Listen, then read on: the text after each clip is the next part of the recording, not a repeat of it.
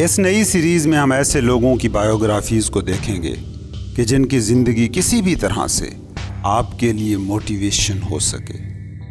یہ بایوگرافیز صرف مشہور لوگوں کی بنیاد پر نہیں ہیں، بلکہ ان مشہور لوگوں کو یہاں پیش کیا جائے گا جن کی زندگی کا کوئی بھی واقعہ آپ کے لیے آگے بڑھنے کی وجہ بن جائے۔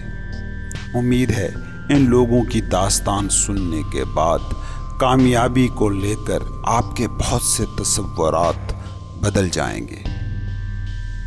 پہلی شخصیت جس پر ہم آج بات کریں گے وہ ہے مشہور ناول نگار اپٹون سنکلیئر، ایک ایسا مصنف جس کی کتابیں اس کی زندگی میں ہی اتنی زبانوں میں ترجمہ ہوئیں کہ وہ ان زبانوں کے نام تک نہیں جانتا تھا، اور نہ یہ جانتا تھا کہ یہ زبانیں کن ملکوں میں بولی جاتی ہیں۔ کسی بھی مصنف کو ایسی شہرت زندگی میں ہی مل جانا ایک ایسی نعمت ہے جو کم ہی مصنفوں کو حاصل ہوتی ہے۔ بلا شبہ اپٹون سنکلیئر ایک کامیاب مصنف تھا، مگر شہرت اور کامیابی کا یہ سفر سیدھی لائن کا سفر نہیں تھا۔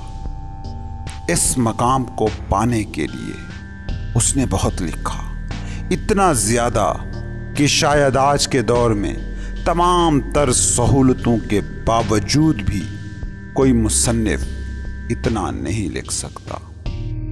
اس نے اپنی زندگی میں 600 کے قریب ناول، پمفلٹ اور کتابیں لکھی۔ امریکی ہونے کے باوجود اس کی کتابوں کو روس اور یورپ میں زیادہ پذیرائی ملی، جس کا اندازہ اس بات سے لگایا جا سکتا ہے کہ اس کی کتابوں کی 30 لاکھ جلدیں روس میں جبکہ 20 لاکھ جلدیں جرمنی میں فروخت ہوئیں۔ روس اور جرمنی میں بکنے والی اپٹون سنکلیئر کی یہ کتابیں ناول تھے، اور ان ناولوں نے انقلاب روس میں بھی ایک بڑا ہی اہم کردار ادا کیا تھا۔ روس اور جرمنی میں اس کی ان کتابوں کی مقبولیت کی وجہ وہاں کا سوشل کنٹیکسٹ تھا، سماجی پس منظر۔ اپٹون سنکلیئر کا لٹریچر غربت کے خاتمے کے مقصد کے گرد گھومتا تھا، اور اس وقت جرمنی اور روس میں سماجی اور سیاسی حالات ایسے تھے کہ لوگ غربت اور ناانصافی سے اکتائے ہوئے تھے، وہ غربت کا خاتمہ چاہتے تھے۔ سنکلیئر نے جب لکھنا شروع کیا تو اس وقت اس کی عمر کوئی 16 سال رہی ہوگی۔ 16 سال کی عمر سے لے کر 60 سال کی عمر تک وہ لکھتا رہا، مسلسل لکھتا رہا۔ اس نے لاکھوں صفحات سیاہ کیے، مگر اتنا بہت زیادہ لکھنے کے باوجود بھی وہ اپنے مقصد سے کبھی نہ بھٹکا۔ اس کا ایک ہی مقصد تھا، دنیا سے غربت کا خاتمہ۔ شاید یہی وجہ رہی ہے کہ روسی انقلاب پر اس کی کتابیں ایک خاص انداز سے اثر انداز ہوئیں۔ غربت کا خاتمہ اس کی تصانیف کا ہمیشہ ہی مرکزی خیال رہا، کیونکہ اس نے خود غریبی کو قریب سے چکھا تھا، قریب سے اس کا تجربہ کیا تھا۔ وہ جانتا تھا کہ مفلسی کس قدر بے رحم ہوتی ہے اور انسان کو کیسے کچلتی ہے۔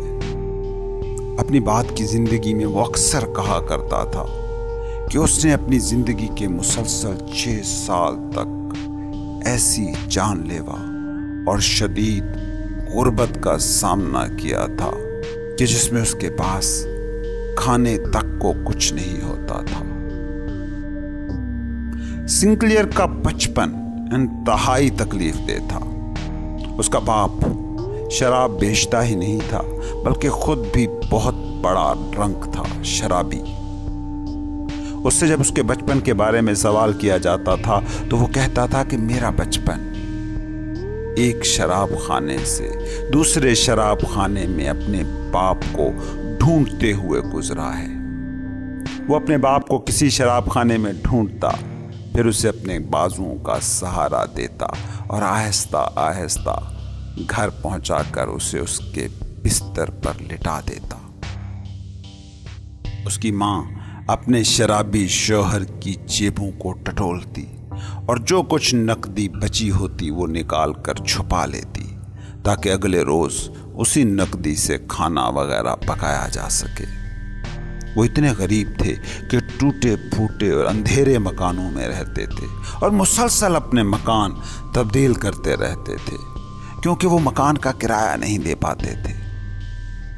اپ ٹاؤن سنکلیئر کے لیے اس کی باپ کی زندگی ایسی سبق آموز ثابت ہوئی کہ شراب تو کجا، وہ زندگی میں کبھی سگریٹ اور چائے کے بھی آس پاس نہیں پھٹکا۔ وہ شراب کو اپنے سارے مسائل اور غربت کی جڑ سمجھتا تھا۔ سنکلیئر کو وہ غربت سہنا پڑی تھی کہ اس کی بنیادی ضرورتیں تو ایک طرف، اسے سکول جانے کا بھی موقع نہیں مل سکا تھا۔ شاید سنکلیئر وہ واحد ادیب ہے کہ جس نے 10 سال کی عمر تک کسی بھی سکول کا منہ تک نہیں دیکھا تھا، لیکن سکول کا منہ نہ دیکھنے کا مطلب قطعاً بھی یہ نہیں تھا کہ اسے پڑھنے میں دلچسپی نہیں تھی۔ پڑھنے کا جنون تو اسے بچپن میں ہی ہو گیا تھا اور وہ خود ہی سکول جانے سے قبل پڑھنا سیکھ چکا تھا۔ سکول جانے سے قبل ہی اس نے بہت سارے مشہور انگریزی ناول نگاروں کے کئی ناولز پڑھ ڈالے تھے، اور ناول ہی نہیں، اس نے تو انسائکلوپیڈیا کا ایک بڑا حصہ بھی زبانی یاد کر لیا تھا۔ شاید یہی وجہ رہی ہوگی کہ جب اسے سکول جانے کا موقع ملا تو اس نے ہائی اسکول کی تعلیم صرف 2 سال میں ہی مکمل کر لی۔ اب سکول ختم ہو چکا تھا اور سکول کے بعد اسے کالج جانا تھا، لیکن جیب میں ایک دھیلا بھی نہیں تھا۔ اس کی ماں بھی اس کے ساتھ ہی رہتی تھی اور اس کی دیکھ بھال کی ذمہ داری بھی اسی پر تھی۔ کالج کے خرچ اور ماں کی دیکھ بھال کے لیے سنکلیئر نے ایک کام ڈھونڈا۔ اس نے 7 قسم کے مختلف رسالوں کے لیے سلسلہ وار ناول اور کہانیاں لکھنا شروع کر دی، اور یوں اسے کالج کے اخراجات پورے کرنے کا موقع مل گیا۔ یہ وہ دن تھے کہ جب اسے لکھنے کی لت پڑ گئی۔ وہ ہر رات ایک پوری کہانی لکھتا تھا یا ناول کا ایک پورا باب مکمل کرتا تھا تاکہ وہ انہیں رسالوں کے پاس چھپنے کے لیے بھیج سکے۔ وہ اتنا زیادہ لکھتا تھا کہ 2 ناول 1 ماہ میں مکمل کر لیتا تھا۔ اتنا زیادہ لکھنے کے علاوہ اسے یونیورسٹی میں 8 گھنٹے تعلیم بھی حاصل کرنا پڑتی تھی۔ یہ کام قطعاً بھی آسان نہیں تھا۔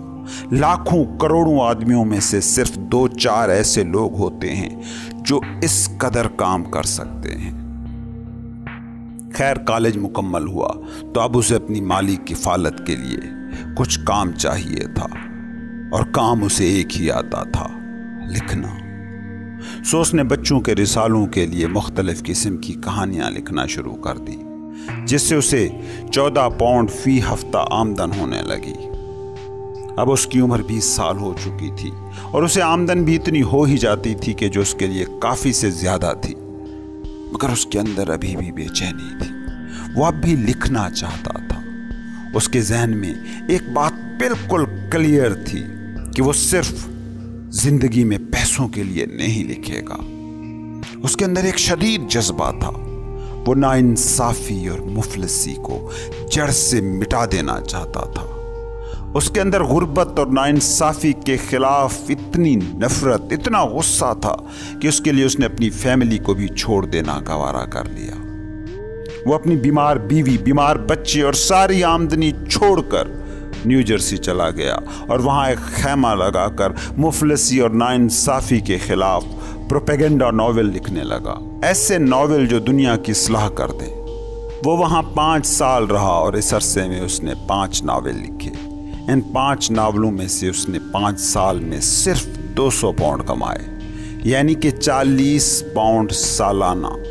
دوسرے لفظوں میں کہیں تو روز کے صرف 2.5 شلنگ۔ وہ اکثر مسلسل بھوکا رہتا، لیکن پھر اس کا 6واں ناول شائع ہوا، اور یہ ناول بہت بڑا ہٹ تھا۔ یہ اس کا 6واں ناول تھا جس کا نام تھا دی جنگل۔ دی جنگل امریکہ میں گوشت مارکیٹ میں مزدوروں کی حالت زار کے بارے میں تھا۔ یہ ناول سلسلہ وار ایک میگزین میں شائع ہوا تھا۔ اس ناول کو لکھنے کے لیے سنکلیئر 6 ماہ تک ایک میٹ مارکیٹ میں گھومتا رہا۔ ناول اتنا متاثر کن تھا کہ اس کے چھپتے ہی امریکہ میں مزدوروں کے حقوق کے حوالے سے غلغلہ مچ گیا اور امریکہ کو اپنے دستور میں مزدوروں کے حقوق اور پیور اینڈ نیٹ فوڈ کے بل شامل کرنے پڑے۔ اس ناول نے ایک سنسنی پیدا کر دی۔ سنکلیئر کو اس کا 6000 پاؤنڈ معاوضہ ملا، مگر اس نے یہ سارا پیسہ نیو جرسی میں دریائے ہڈسن کے کنارے ایک ایسی بستی کی تعمیر پر خرچ کر دیا جو ادیبوں، آرٹسٹوں اور موسیقاروں کے لیے مخصوص تھی اور جہاں ان کو تمام اشیاء ضرورت سستی مل سکتی تھی۔ سنکلیئر میں ایک عجیب قسم کا جنون تھا۔ وہ کسی چیز کو چاہتا تھا تو پھر اس کے پیچھے دیوانہ ہی ہو جاتا تھا۔ مثلاً ایک دفعہ اسے وائلن سیکھنے کا شوق ہوا۔